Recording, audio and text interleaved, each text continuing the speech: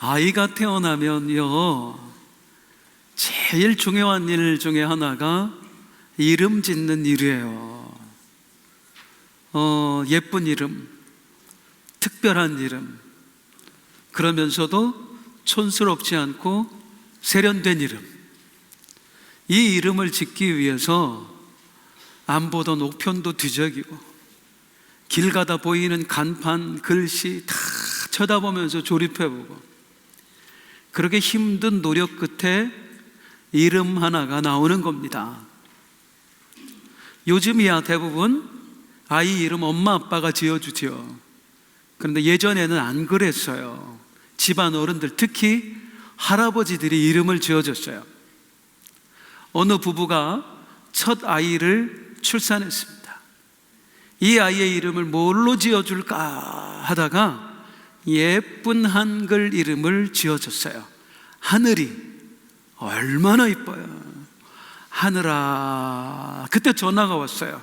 시골에 계신 시아버지, 우리 집안 장손이다. 반드시 돌림자 써야 된다. 얘는 석자 돌림이니까 만석이라고 해라. 엄마가 울고불고 사정해도 소용이 없었어요.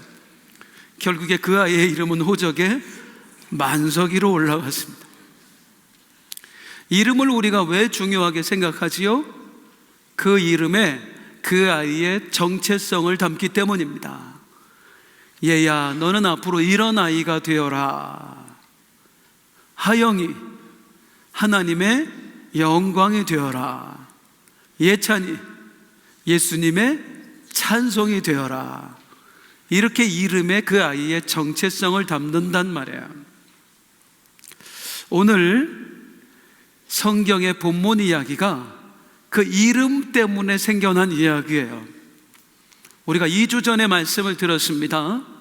사가랴와 엘리사벳 부부, 결혼한 지 오래 지나도록 이제 몸이 다 늙어버렸는데 그때까지 아이가 없었어요. 그런 집안에 하나님이 아이를 선물로 주셨지요. 그때 엄마 사가랴가 했던 고백, 하나님이 내 부끄러움을 씻어주셨습니다. 내 수치를 걷어가셨습니다. 그렇게 귀하게 잉태한 아이가 이제 10달 만에 세상에 나온 거예요. 온 동네 사람들이 모여서, 그때 집안끼리 모여서 할 때니까 함께 모여서 이 아이의 탄생을 축하해 주는데, 잔치 분위기가 갑자기 싸해집니다. 이름 짓는 것 때문이었어요. 집안 어른들이 하는 얘기, 이 아이는 아빠가 사가랴니까 얘도 사가랴라고 지어. 아빠 이름하고 똑같이. 그때 그게 이스라엘 사람들의 관례였어요. 옛날 이스라엘 사람들한테는 성이 없었습니다. 현대에 와서 성이 생긴 거예요. 성이 없으니까 김씨, 이씨 물려주질 못하니까 이름을 물려받았어요. 아버지 이름, 할아버지 이름, 작은 할아버지 이름, 이런 식으로. 그래서 아버지가 사가랴니까 얘도 사가랴로 지어라 했더니 이 며느리가 안 돼요, 얘는 요한이에요 그러는 거예요.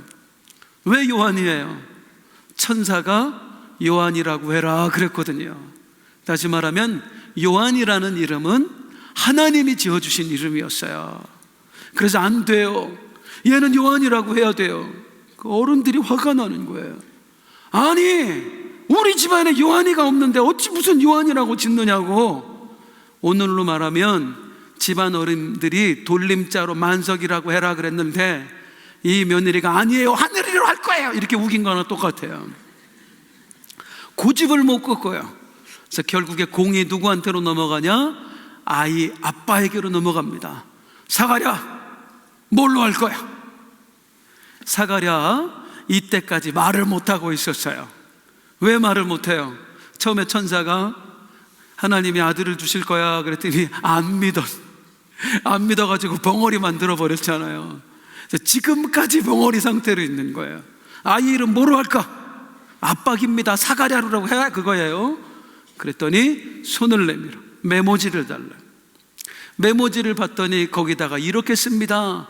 아이 이름은 요한, 요한입니다. 어른들이 충격을 받습니다. 얼마나 화가 나는지. 무슨 요한이야? 그런데 사가랴는 요한이라고 해야 됐어요. 이 아이 하나님 주신 아이거든요. 어른들은 이게 용납이 안 되는 거예요. 이게 얼마 만에 나온 애인데, 우리 집안 대가 끊길 뻔했는 걸 그걸 얘가 해결해 줬는데요.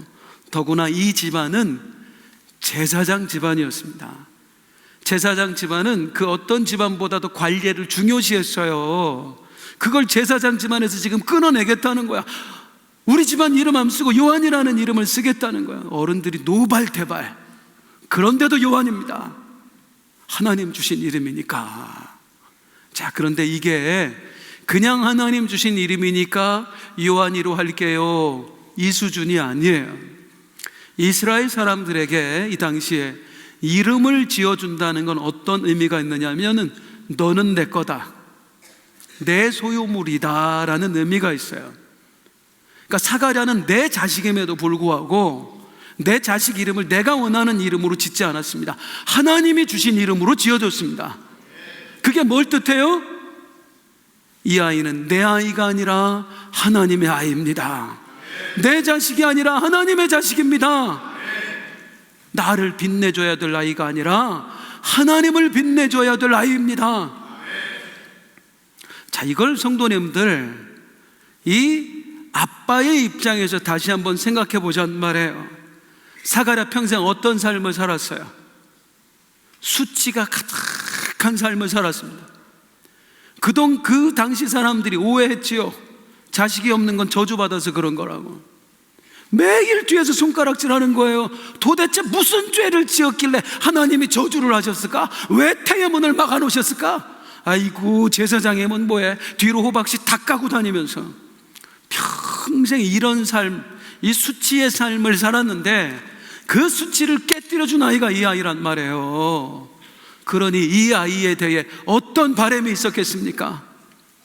얘야, 고맙다, 우리 집에 와줘서. 너한테 부탁이 있다. 아빠가 지금까지 가지고 온 사가랴라는 이름은 부끄러운 이름이었다. 수치가 가득한 손가락질 받는 이름이었다. 내가 너한테 부탁하니 네가 제2의 사가랴가 되어줘라. 그래서 아빠는 수치가 가득한 이름으로 살았지만 너는 이 사가랴라는 이름을 영광스러운 이름, 빛나는 이름으로 바꿔줘라. 이런 바람이 없었겠어요? 우리 자식 키울 때 그러잖아요. 나는 공부 못했지만 너는 공부 잘해서 이 아빠의 원을 좀 풀어다오. 나는 힘들게 살았지만 너는 좀 잘 살아서 우리 집안을 좀 일으켜다오. 내 자식한테 그런 바람이 없겠느냐고요. 그런데 자기의 모든 걸 내려놓습니다. 요한이라고 하겠습니다. 하나님, 이 아이 하나님의 아이입니다.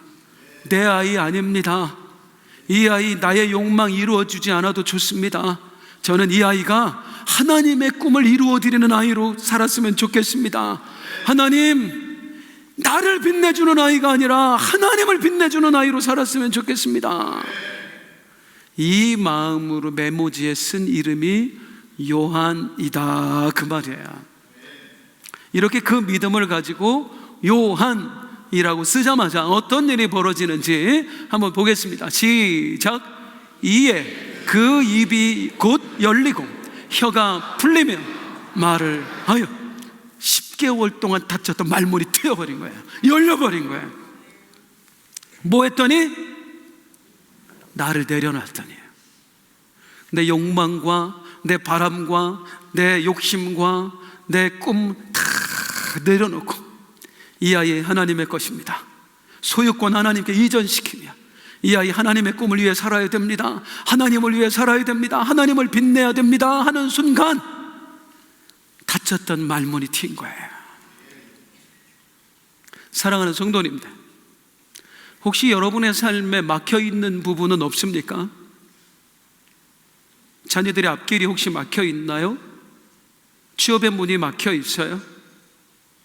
혹시 사업하는 데 있어서 자금의 문이 막혀버려서 근심하고 걱정하고 있는 분 계신가요? 건강의 문이 막혀버리셨나요? 어떻게 하면 열려질까요? 열심히 뛰면, 기다리면, 바라고 있으면 저절로 열려질까요? 분명히 말씀드립니다.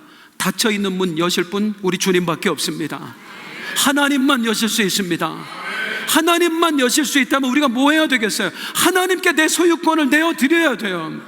주님, 우리 가정은 하나님의 가정입니다. 하나님, 이 아이는 내 아이가 아니라 하나님의 아이입니다. 하나님, 내 몸이 아니라 하나님의 몸입니다. 뜻대로 하시옵소서. 내 욕망을 위해 아니라 하나님의 꿈을 위해 사용되길 원합니다. 주께 내어드릴 때, 주께 맡겨드릴 때 그때 열려지는 역사가 있을 줄로 믿습니다. 닫혀 있다고 원망만 하지 마시고 불평만 하지 마시고 냉정하게 누가 주인인가? 누가 붙들고 있는가? 과연 내어드렸는가?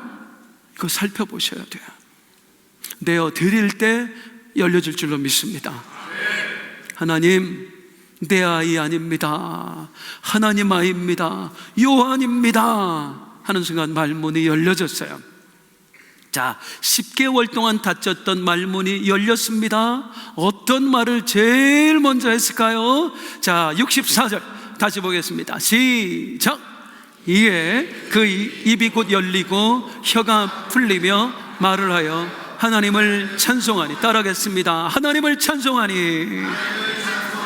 10개월 동안 닫혔던 문, 이 말문이 트였을 때 가장 먼저 했던 말 찬송이었습니다. 그런데 그냥 찬송이 아니고요, 예언했어요.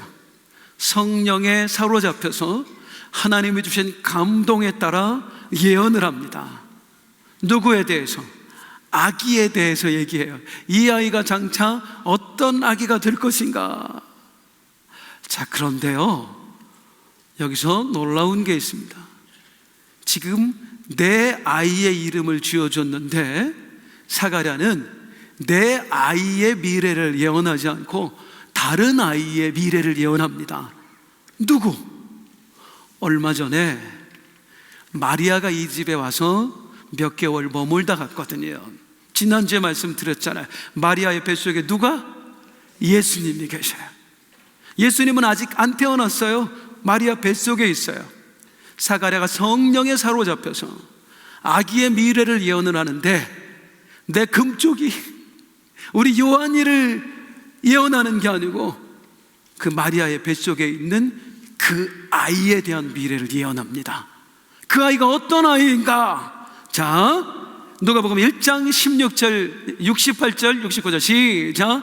찬송하리라 주 이스라엘의 하나님이여 그 백성을 돌보사 속량하시고 우리를 위하여 구원의 뿔을 그 종 다윗의 집에 일으키셨습니다. 하나님께서 다윗의 집에 구원의 뿔을 일으키셨도다. 자, 이게 무슨 말이냐면 지난주에 말씀드렸지요. 구약 성경에는 메시아에 대한 수많은 예언들이 나온다고요. 메시아는 이런 분이십니다. 오시면 이런 일을 행하실 겁니다. 이 예언들을 통해서 우리가 뭐 하는 거예요? 그 일을 행하실 메시아가 오셨으면 좋겠다 기다리는 거예요. 또 하나 검증하는 거예요. 내가 메시아야, 내가 메시아야 하는 사람들, 구약의 예언들을 비춰서 당신 이 예언대로 안 왔잖아, 이 모습하고 다르잖아, 검증하는 거예요. 그 구약의 예언, 메시아는 이런 분이시다 하는 예언 중에 가장 유명한 예언이 뭐였느냐면 따라하겠습니다. 다윗의 자손. 메시아는 다윗의 자손으로 오신다. 다윗의 혈통을 통해서, 다윗의 족보를 통해서 오신다. 지금 그 예언이 이루어졌다. 구약의 예언이 곧 이루어진다. 사가랴가 그 얘기하는 거예요. 여러분, 구약에 예언된 다윗의 자손, 그분이 곧 오십니다. 하나님께서 다윗의 집에 구원의 뿔을 높이 드셨습니다. 이제 진짜 메시아가 오실 것입니다. 6개월 후면 메시아 오십니다 하는데요, 이거 우리 그냥 우리가 쉽게 얘기가, 이야기가 들리지만 사가랴 입장에서는 결코 쉽게 할 수 있는 얘기가 아니었습니다. 왜? 이때 처한 현실 때문이었어요. 이스라엘이 처해 있는 현실 때문에. 지금 어떤 현실이냐면 수백 년 동안 무정부 상태로 있었어요. 난민으로 살았습니다. 이스라엘 수백 년을. 그 사이에 잠깐 왕조가 세워졌어요. 야, 이제 우리도 나라를 이룰 수 있다 했다가 얼마 못 가서 헬라 제국에 무너졌어요. 그리고 헬라 제국 망하니까 야, 이제 또 우리가 나라를 세울 수 있다 했더니 이제는 더 센 놈이 와서 로마 제국이 이스라엘을 잡아먹었어요. 그 로마의 식민지 상태였습니다. 자, 지금까지 수백 년 동안 나라도 없는 상태에서 이 민족에게 억압당하고 저 민족의 지배를 받고 그런 상황 속에서 생각해 보세요. 이스라엘이 얼마나 부르짖었을까.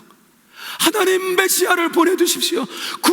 구약 성경에 예언된 그 메시아 다윗의 자손을 보내십시오. 우리를 구원해 주십시오. 얼마나 많이 기도했겠어요. 그랬는데 400년 동안 아무 일도 없었더라. 400년을 부르짖었는데 하나님이 응답하지 않은 거예요. 메시아는커녕 선지자 한 명도 안 보내주셨어요. 400년 넘게. 여러분, 내 기도 하나님이 400년 안 들어준다, 절망이 안 오겠습니까? 하나님이 믿어지겠습니까? 4년은커녕 우리 400년은 40년 동안 안 이루어져서 우리 시험 들어 있잖아요. 4년 동안 기도했는데 안 들어주셔서 우리 절망하고 있는 거 아닙니까?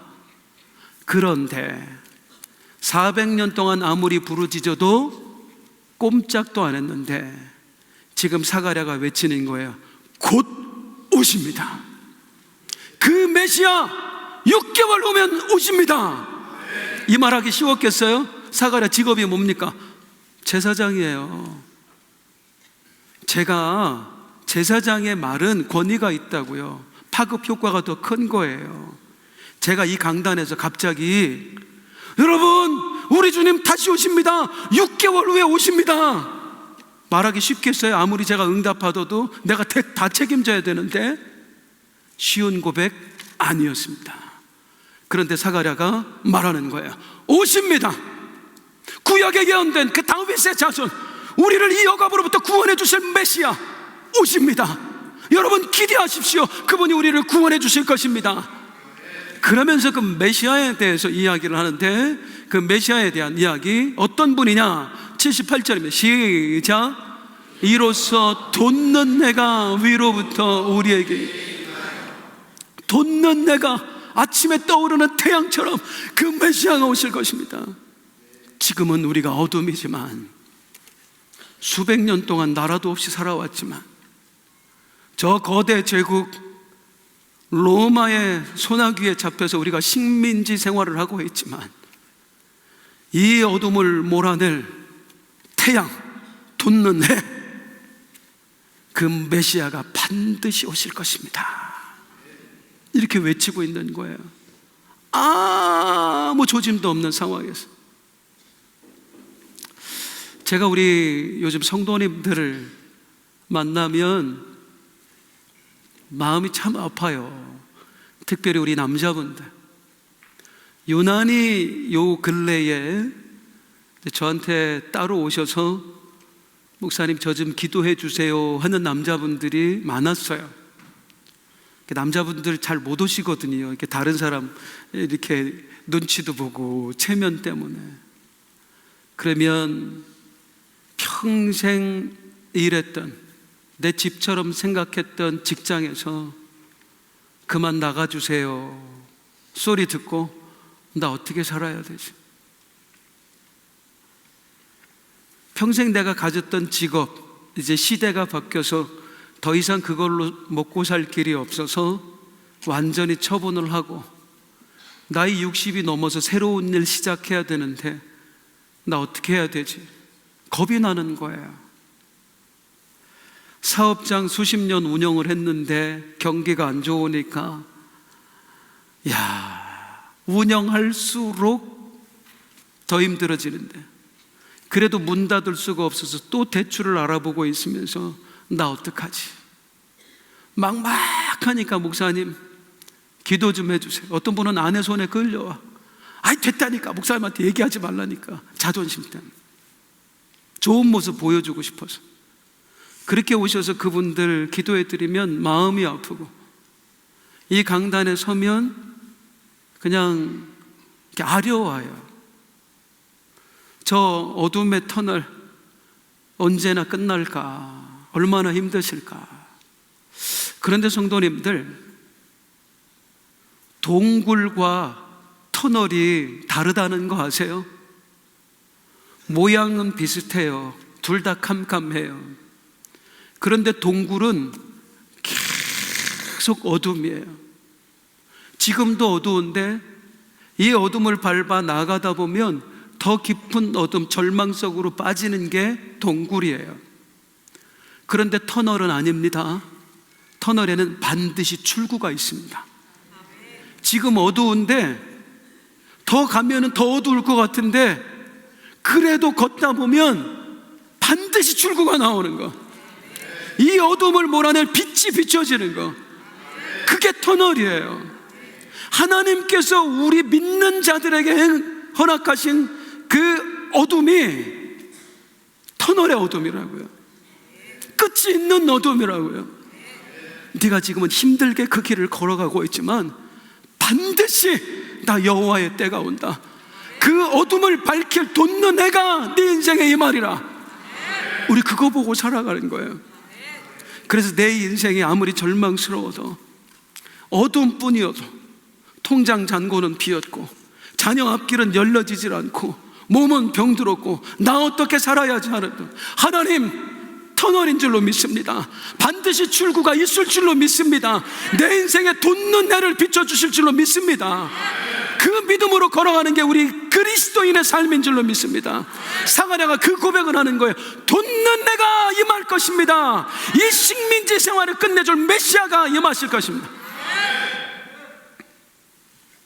자, 사가랴가 이렇게 성령에 사로잡혀서 메시아의 도래를 예언을 했습니다. 그리고 뒤이어서 이제 또 다른 예언을 하는데, 드디어 내 금쪽이 예언을 해요. 우리 요한이에 대해서 예언을 합니다. 뭐라고 하는지 한번 보겠습니다. 시작. 이 아이여, 내가 지극히 높으신 위에 선지자라 일컬음을 받고 주 앞에 앞서가서 그 길을 준비하여. 아이야, 너는 이제 임하실 메시아, 그 주님의 길을 준비하는 선지자로 살아라. 이런 예언을 하는 거예요. 주 앞에 가서 그 길을 예비하라. 이것 또한 구약의 예언을 인용해서 한 말입니다. 아까 말씀드렸듯이 구약에는 메시아에 대한 수많은 예언들이 있어요. 메시아는 이런 분입니다. 메시아가 오실 때 이런 일이 있을 겁니다. 그 중에 예언 하나가 뭐냐면 말라기 3장에 보면 시작. 만군의 여호와가 이르노라. 보라, 내가 내 사자를 보내리니 그가 내 앞에서 길을 준비할 것이다. 메시아가 오실 때는 반드시 징조가 있다. 메시아가 오시기 전에 그 메시아의 길을 준비할 선지자가 올 것이다. 그 선지자가 오면, 아, 이제 곧 메시아가 오시는구나 하고 그 메시아를 받아들여라. 이 예언이 구약에 두 군데가 있어요. 이 구절을 떠올리며 성령이 주신 감동에 따라 하는 이야기가, 아이야, 요한아, 너는 평생 메시아의 길을 준비하는 사람으로 살아야 돼. 그렇게 말하는 거예요. 그런데 이게 어떤 말이냐면, 여러분, 그 메시아가 누굽니까? 몇 달 전에 우리 집에 와서 머물다간 그 마리아 뱃속에 들어있는 그 아이예요. 세리 요한 친척 동생이에요. 이게 인간적으로 보면 어떤 말이냐면, 너는 평생 네 친척 동생의 길을 닦는 자로 살아야 돼. 너 절대 주인공으로 살면 안 돼. 진짜 주인공은 그 아이야. 너는 그 아이의 길을 준비하는 사람으로 살다가 그 아이가 전면에 탁 나설 때 무대 뒤로 조용히 사라지는 조연이 돼야 돼. 이 얘기하고 있는 거예요. 너는 평생 조연으로 살아. 네 사촌 동생의 조연으로 살아. 세상 어느 부모가 이런 말을 하고 싶겠습니까? 자기 자식한테. 모든 부모의 바람은 내 자식이 주연으로 사는 거예요. 주인공으로 사는 거예요. 세상의 스포트라이트를 받으면서 사는 게 그게 부모의 바람이에요. 그래서 늘 부모들이 하는 기도가 뭡니까? 하나님, 이 아이 머리가 될지언정 꼬리가 되지 말게 하옵소서요. 그런데 사가랴는 지금 아이한테 뭐라고 하냐면, 너 절대 머리가 되면 안 돼. 그 아이가 너의 머리야. 너는 그 아이를 빛내주는 조연으로 살아야 돼. 이게 무슨 말이에요 도대체? 이런 삶이 뭐예요? 성도님들 혹시 셰르파라는 말을 들어보셨어요? 셰르파. 이 셰르파라는 말은요, 원래 히말라야 지역에 살고 있는 네팔의 그 고산지대에 살던 부족 이름입니다. 자, 사진을 보여드릴게요. 이 사람들을 셰르파라고 불렀어요. 이 부족 이름이 셰르파예요. 그런데 이 셰르파의 이름의 뜻이 지금은 바뀌었습니다. 어떤 이름으로 바뀌냐면, 히말라야를 등반하는 등반대에 길잡이를 해주는 사람, 도우미 역할을 해주는 사람, 그 사람들을 일컬어 셰르파라고 얘기합니다. 사실 우리가 히말라야를 등반하는 그 등산가들을 보면 대단하죠. 그런데 사실은 대부분의 일을 이 사람들이 합니다. 가난하니까 대신 그 일을 하는 거예요. 이 등반가들이 맨몸으로 오르기도 힘든 그 히말라야 봉을요, 이 사람들 엄청난 짐을 지고, 산소통, 텐트, 먹을 거 이 사람들이 다 지고 가요.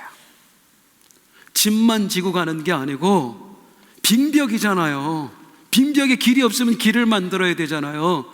등반가보다 먼저 가서 그 빙판길에 못을 박는 사람, 그리고 거기에 로프를 연결해서 뒷사람이 올 수 있도록 해주는 사람, 길이 없으면 거기 사다리를 놔주는 사람, 그 사람들이 셰르파예요. 이들이 등반가들과 함께 그 산을 오르는 거예요. 마침내 그 등정에 성공했어요. 뉴스가 나옵니다. 뉴스에 이 셰르파 이야기 나올까요? 단 한 줄도 안 나와요. 뉴스에는 그 등반가의 이야기만 나옵니다. 등반가의 사진만 나오는 거예요. 누구보다도 수고했는데, 누구보다도 애를 썼는데, 셰르파의 이야기는 단 한 줄도 나오지 않아요. 등반이 끝나는 순간 그들은 조용히 무대 뒤편으로 사라집니다. 이 셰르파의 정신을 정말 잘 보여주는 일화 하나가 있어요. 1953년 최초로 세계 최고봉이라고 하는 에베레스트 산이 정복되었습니다. 이 에베레스트 산을 정복한 등반가는 거기가 어디예요? 호주 옆에 있는 나라, 뉴질랜드의 힐러리라고 하는 사람이었어요. 에드먼드 힐러리.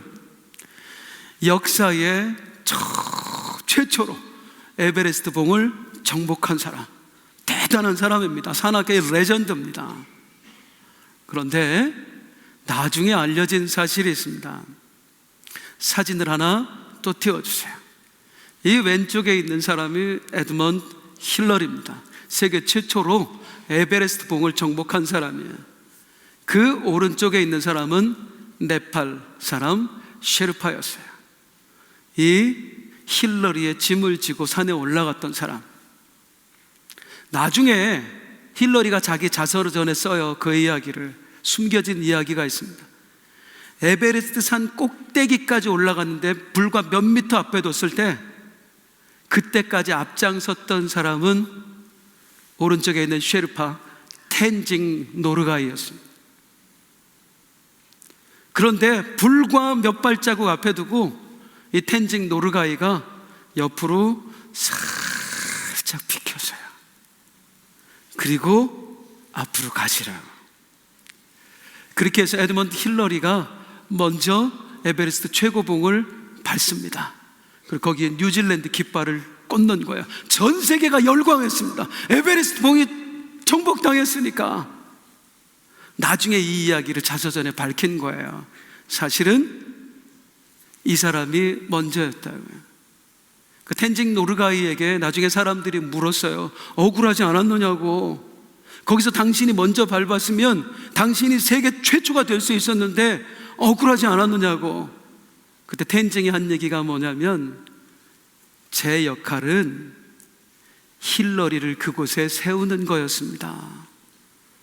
이 힐러리가 제 어깨를 짚고 올라서서 그 등반에 성공한 순간 저의 역할은 그걸로 끝난 겁니다. 이게 셰르파예요. 오늘 사가랴가 자기 아들 요한을 향해서 기도한 내용, 예언한 내용이 뭐냐면, 요한아, 그 갓난에게 보고 너 평생 셰르파로 살아. 너는 주님을 빛내주는 사람으로 살아야 돼. 너는 절대 주인공이 아니야. 그분만 너의 그분만 주인공이야. 너는 그 주인공을 빛내는 조연이 돼야 돼.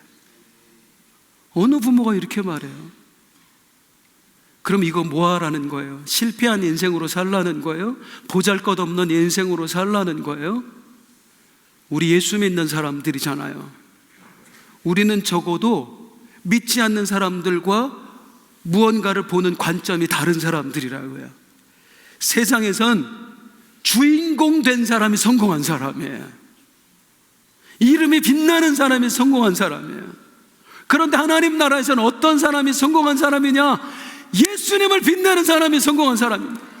예수 그리스도가 주인공 되게 하신 사람이 성공한 사람입니다. 바울이 그렇게 살았어요. 베드로가 그렇게 살았어요. 한평생 죽을 고생하면서 그들은 오직 예수 그리스도의 이름을 드러냈습니다. 그게 진짜 하나님 나라의 성공자. 그렇게 살아라, 쉐르파로. 그게 진짜 성공한 인생이니까. 이 부모의 기대대로 아이가 자라요. 그리고 진짜 그렇게 살아냅니다. 세례 요한, 정말 유명한 선지자 되었어요. 수많은 사람들이 세례 요한에게 몰려왔어요. 그런데 6개월 후에 예수님 딱 나타나시자마자 다 떠나가. 예수님한테 제자들이 화가 나서 어떻게 이럴 수가 있냐고, 동생 아니냐고, 너무 못됐다고. 그때 세례 요한이 했던 말, 요한복음 3장 시작. 그는 흥하여야 나는 쇠하여야 하리라. 그분만 주인공이다. 나는 주인공을 빛내는 쉐르파다. 이거면 충분하다. 이 인생에 대한 우리 예수님의 평가가 있습니다. 하나님 되신 예수님이 평생 주님의 쉐르파로 살았던 이 요한을 향해 했던 말씀, 여자가 낳은 자 중에 이보다 큰 이가 없느니라. 하나님한테 네가 넘버원이다, 네가 최고다. 이게 성공한 인생 아니냐고. 세상 사람들 모두가 주인공 되라 할 때 주님만 주인공이시다. 너는 그분의 조연이 되어라 했던 사가랴. 오늘 이 앞에서 우리를 한번 돌아봤으면 좋겠습니다. 여러분 인생의 주인공은 누구십니까? 누가 주인 노릇 하고 있습니까? 많은 성도님들이 하나님을 원망합니다. 오랫동안 기도했는데 내 기도에 응답을 안 해주신다는 거예요. 우리 가정 흔들리고 있는데 그냥 두신다는 거예요. 우리 사업장 하나님이 조금만 도와주시면 돌파구를 찾을 수 있을 것 같은데 하나님이 손 놓고 있다는 거예요. 내 아이의 인생을 왜 저렇게 놔두시는지 모르겠습니다 하고 원망불평합니다. 하나님이 응답을 안 해주시는 것 같아요. 정말 응답 안 해주셨을까요? 우리 예수 믿는 사람들인데요, 저를 포함해서 우리 모두가 수시로 하는 기도가 있습니다. 주여, 내 인생 당신의 것입니다. 우리 가정도 당신의 것이고, 우리 사업장도 당신의 것이고, 우리 아이들도 당신의 것이고, 내 미래, 내 인생 다 당신의 것입니다. 주여 뜻대로 하옵소서. 그 기도 다 해보셨죠? 당신의 것입니다. 당신 뜻대로 하옵소서. 그 기도 다 해보셨죠? 응답하신 거잖아요. 그분 뜻대로 하고 있는 거잖아요.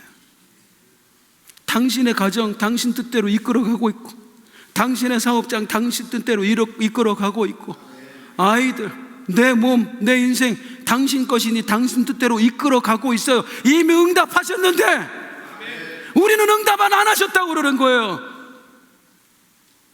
내 기도를 안 들어주셨다고 그러는 거예요. 왜요? 주님 당신 것입니다.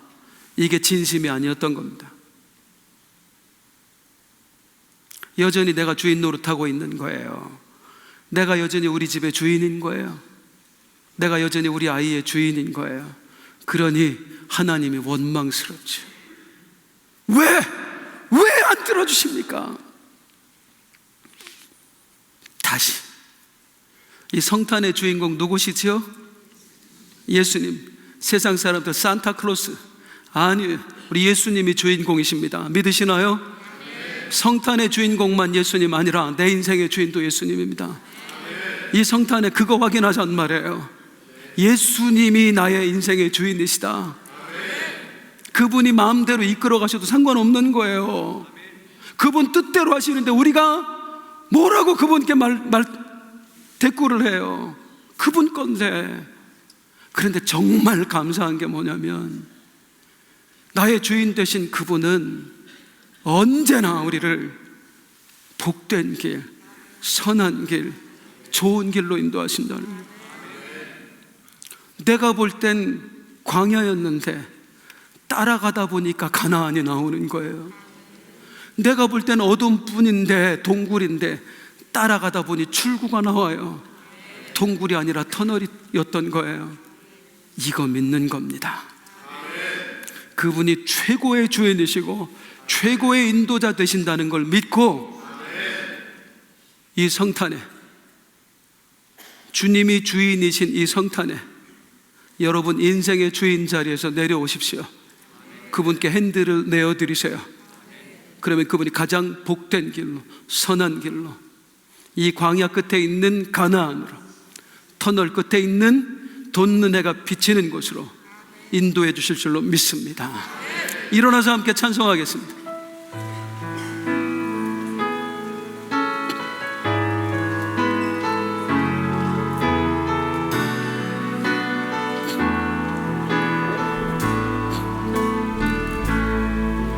내가 주인 삼은 모든 것 내려놓고 내 주 되신 주 앞에 나가, 내가 사랑했던 모든 것 내려놓고 주님만 사랑해.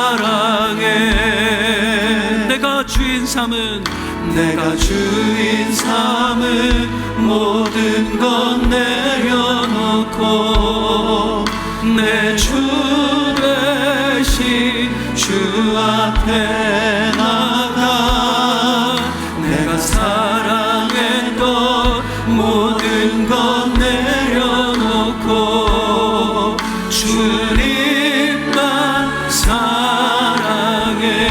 주 사랑,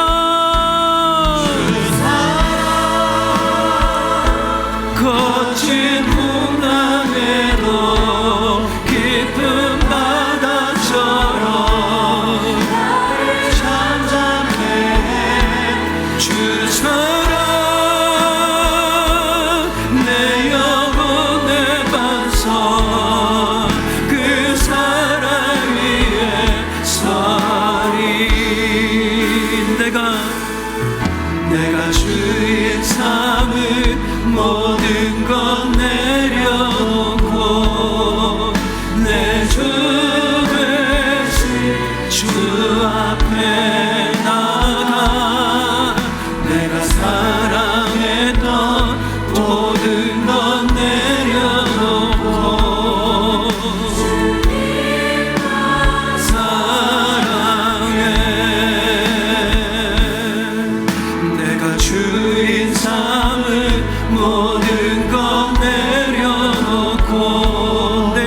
되신 주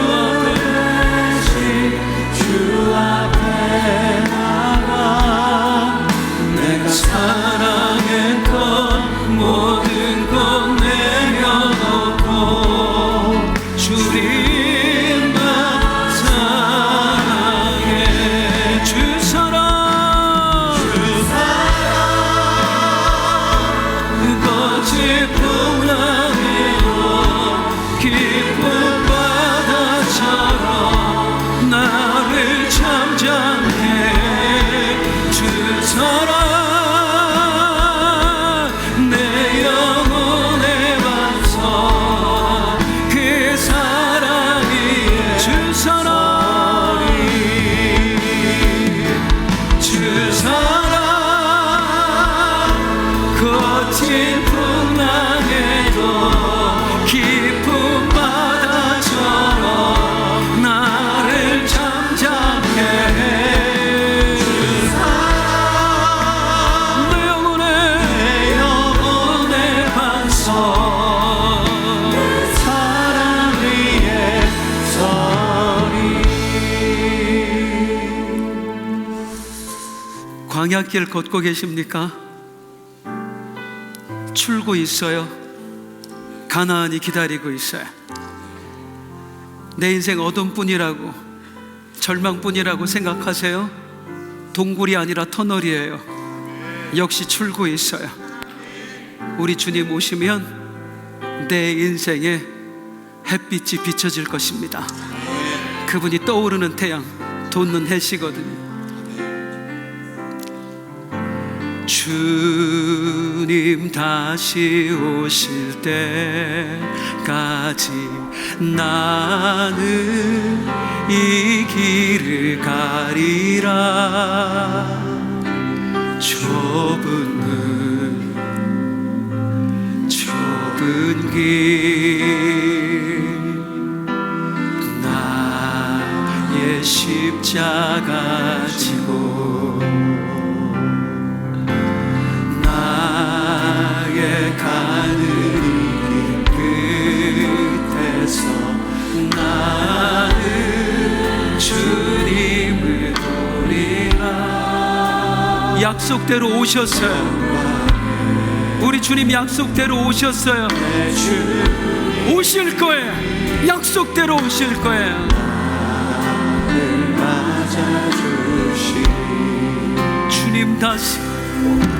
주님 다시 오실 때까지